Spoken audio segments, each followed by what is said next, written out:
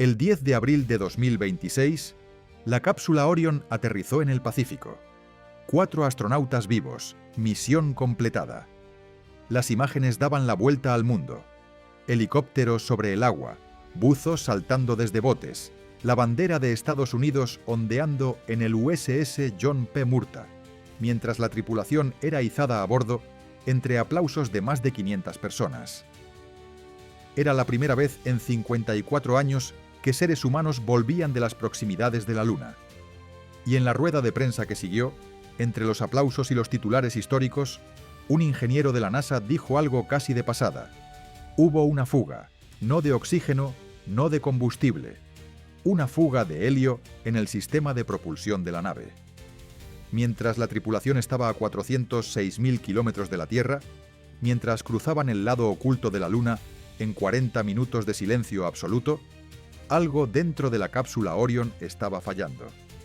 Eso parecía el final de la noticia, pero no lo era, porque esa fuga, ese detalle técnico enterrado al final de una conferencia de celebración, es en realidad la historia más importante que salió de Artemis II, y no es la única. En los próximos minutos vas a entender 3 cosas. Primero, ¿qué falló exactamente en Artemis II, con todos los detalles que los medios no desarrollaron, y por qué cada uno de esos fallos importa mucho más de lo que parece? Segundo, ¿por qué esos fallos cambian completamente el calendario del programa Artemis y lo que nos prometieron sobre el regreso humano a la Luna? Y tercero, lo más importante, la NASA sabía que algo así podía pasar. Tenía información previa. Y tomó una decisión deliberada. Si te quedas hasta el final, vas a entender esa decisión. Y vas a entender por qué importa mucho más que cualquier récord de distancia o cualquier fotografía de la cara oculta de la Luna. Para entender lo que falló, necesitas entender primero qué es la cápsula Orion. No a nivel de folleto de la NASA, a nivel real. Orion no es solo una nave, es el corazón del programa Artemis. Es la única nave en la historia diseñada desde cero para llevar humanos más allá de la órbita terrestre baja desde el Apolo 17 en 1972. Piensa en lo que eso significa. Durante más de 50 años, cada nave tripulada que la humanidad construyó estaba diseñada para orbitar la Tierra. El transbordador espacial, la Soyuz, la Dragon de SpaceX. Todas operan en órbita baja, a unos 400 kilómetros de altitud, dentro del campo magnético de la Tierra, a menos de 2 horas de rescate en caso de emergencia. Orion está diseñada para hacer algo completamente diferente, para alejarse tanto que la gravedad lunar empieza a ser la fuerza dominante, para funcionar donde la radiación cósmica no está bloqueada por la magnetosfera terrestre, para sobrevivir reentradas a velocidades que ninguna nave tripulada ha alcanzado desde la era Apolo. Cada sistema que funciona en Orion es un paso hacia la Luna. Cada sistema que falla es un problema que hay que resolver antes de que la próxima misión, Artemis 3, intente acoplarse con el módulo de aterrizaje lunar de SpaceX. Y Artemis 3 no tiene margen de error, porque Artemis 3 no va a orbitar la Luna y volver. Artemis 3 va a acoplarse en órbita con una Starship de SpaceX. Y 2 astronautas van a transferirse de Orion a esa Starship para descender a la superficie lunar. Los otros 2 se quedarán en Orion, solos, esperando en órbita durante casi una semana mientras sus compañeros caminan sobre la Luna. Si Orion falla en ese momento, no hay rescate posible. No hay nave de emergencia. No hay nadie que pueda ayudar en menos de varios días. Eso es lo que hace que los fallos de Artemis II no sean anécdotas técnicas, son advertencias. Volvamos al 10 de abril, a la rueda de prensa. Amit Kshatriya, el administrador asociado de la NASA para sistemas de exploración, estaba respondiendo preguntas sobre el estado técnico de la misión. No era una rueda de prensa de crisis, era la conferencia de celebración posterior al amerizaje. Había cámaras de todo el mundo. Había titulares preparados sobre récords históricos y hitos de la humanidad. Y entonces, en medio de todo eso, Kshatriya dijo algo que debería haber ocupado mucho más espacio del que ocupó.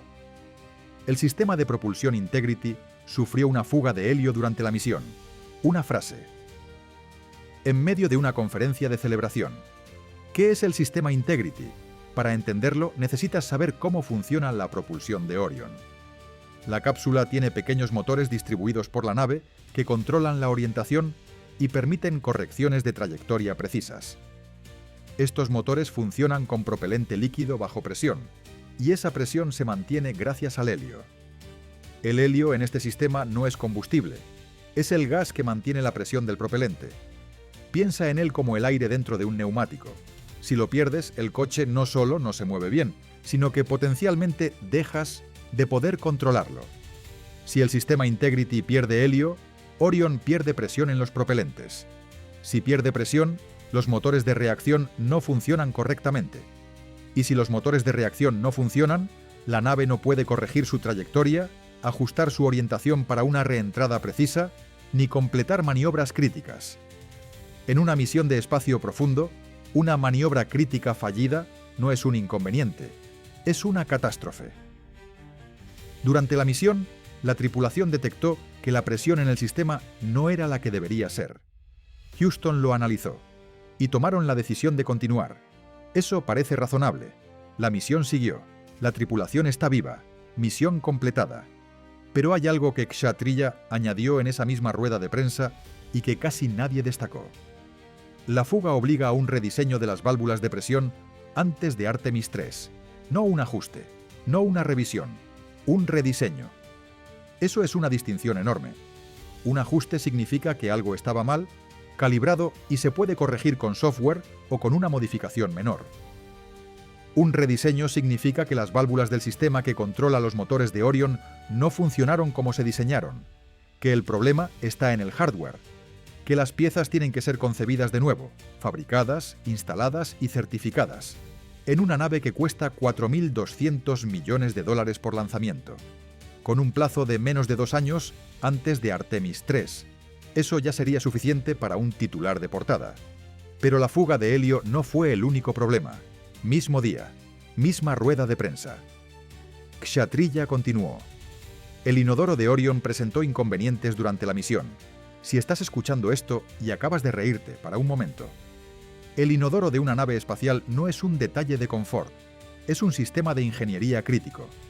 Y entender por qué requiere entender lo que ocurre con los residuos biológicos en microgravedad. En la Tierra los residuos caen. La gravedad los lleva a donde tienen que ir. En microgravedad no hay caída. Los residuos se quedan flotando. Si no son capturados y contenidos de forma activa, se dispersan por el interior de la nave. Imagina que estás a 406.000 kilómetros de la Tierra. El apagón de comunicaciones con Houston acaba de comenzar. Vas a estar 40 minutos sin poder hablar con nadie, y el sistema de gestión de residuos biológicos de la nave falla. En la Estación Espacial Internacional, un inodoro averiado es un problema manejable. Hay sistemas de respaldo y la posibilidad de regresar a la Tierra en horas. En una misión de espacio profundo, ninguna de esas opciones existe. Los residuos biológicos no gestionados en microgravedad generan bacterias. Contaminan superficies, incluyendo paneles de control y equipos electrónicos. En misiones largas, esa contaminación puede volverse un riesgo real para la salud de la tripulación y para la integridad de los sistemas de la nave. En una misión de Artemis 3, que podría durar hasta 30 días, con 2 astronautas pasando varios de esos días solos en Orion, mientras sus compañeros están en la superficie lunar, ese fallo no es tolerable. La NASA confirmó que se implementarán ajustes antes del próximo vuelo. Pero hay un tercer problema, y este es el que menos cobertura ha recibido y el que tiene consecuencias más directas para la siguiente misión. Durante la misión, el comandante Reed Wiseman reportó a Houston un problema con la ganancia de las cámaras GoPro y los iPhones a bordo. Dijo que fotografiar la Tierra desde Orion era tan difícil como fotografiar la Luna desde la Tierra. Eso no es una queja menor. Cuando Orion se acerque a la Starship de SpaceX para acoplarse en órbita lunar, los astronautas van a usar sistemas de visión en tiempo real para guiar la maniobra. El acoplamiento en el espacio no es como aparcar un coche.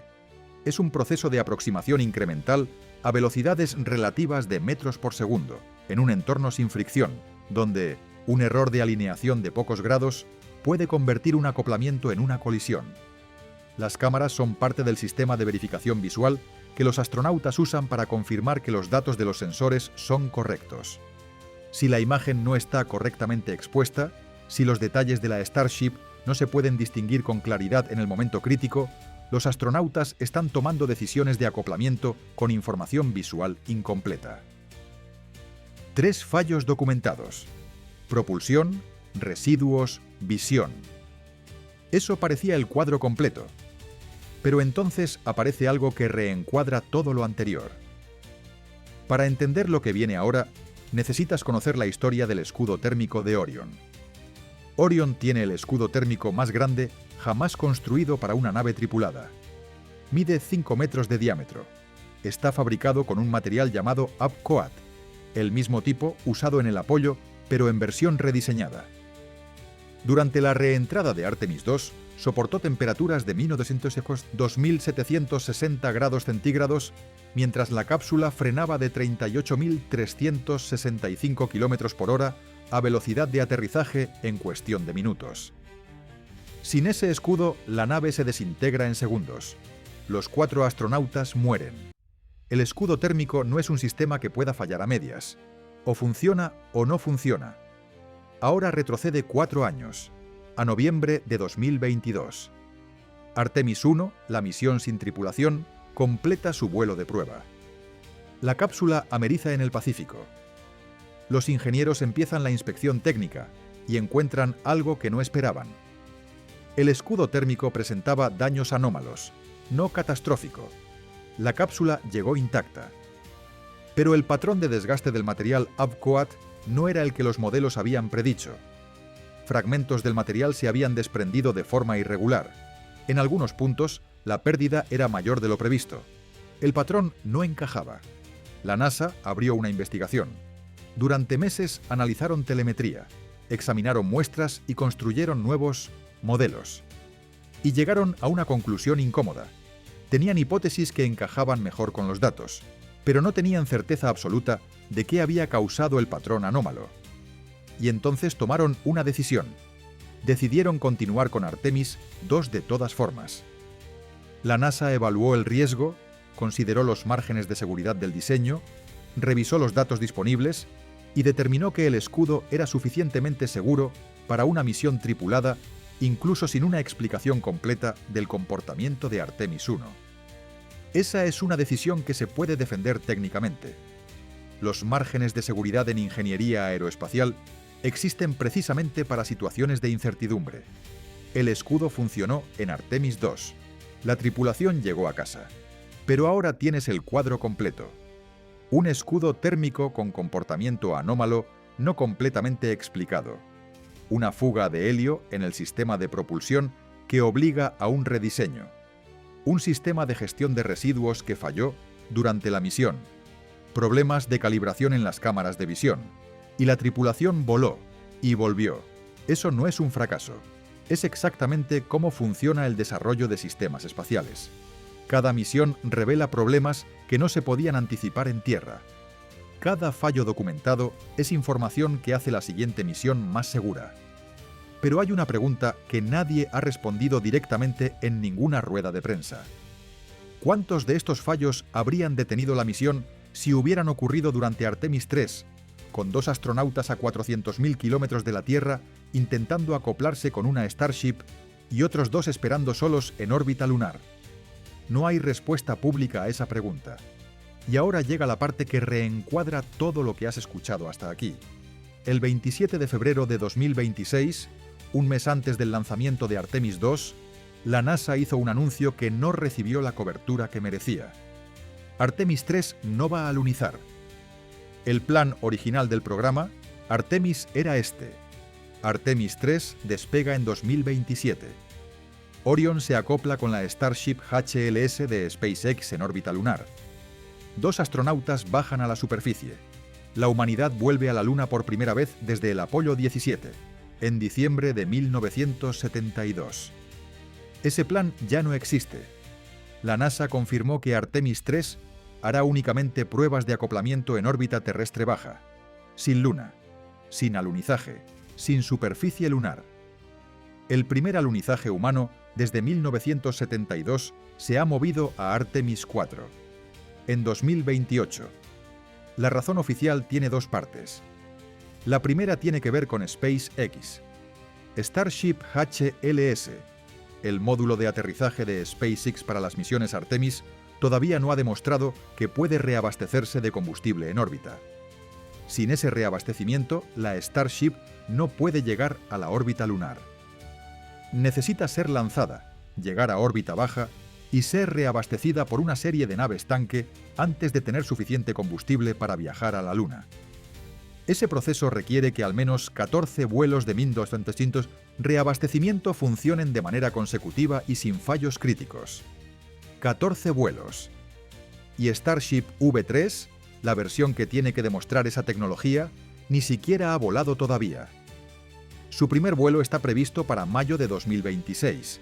Eso significa que SpaceX tiene que completar ese primer vuelo, validar el reabastecimiento en órbita, certificar la nave para misiones tripuladas y coordinarlo todo con los plazos de la NASA antes de 2028. Es un calendario extraordinariamente ajustado. La segunda razón es más directa. La NASA quiere más datos de Orion antes de comprometer una tripulación en un alunizaje. Y aquí es exactamente donde los fallos de Artemis II se convierten en algo más que problemas técnicos. La fuga de helio que requiere un rediseño, el inodoro que falló, las cámaras mal calibradas, el escudo térmico con comportamiento no completamente explicado. Todos esos problemas necesitan estar resueltos, verificados y certificados antes de que la NASA pueda poner 2 astronautas en una Starship sobre la superficie lunar. Porque en la superficie lunar no hay vuelta rápida a casa. Si algo falla en Orion, mientras los astronautas están abajo, los que están en la Starship no tienen a dónde ir. Los fallos de Artemis II no son la razón por la que Artemis III no va a alunizar. Ese cambio se decidió antes de que Artemis II volara. Pero sí son una confirmación de que esa decisión fue correcta. Entonces, ¿qué pasa ahora? La NASA tiene un calendario muy ajustado. El rediseño de las válvulas del sistema Integrity tiene que completarse y certificarse antes de Artemis III. El sistema de residuos tiene que ser revisado. Las cámaras tienen que ser recalibradas y validadas. Y el comportamiento del escudo térmico tiene que estar completamente comprendido antes de que Orion vuelva a hacer una reentrada a 40.000 km/h con tripulación. Todo eso en menos de 2 años. Al mismo tiempo, SpaceX tiene que completar el vuelo de Starship V3, demostrar el reabastecimiento en órbita, certificar el módulo de aterrizaje lunar y coordinarlo todo con los plazos de la NASA. Y mientras todo eso ocurre, hay una tercera variable que casi ningún medio está siguiendo con la atención que merece. China no está esperando.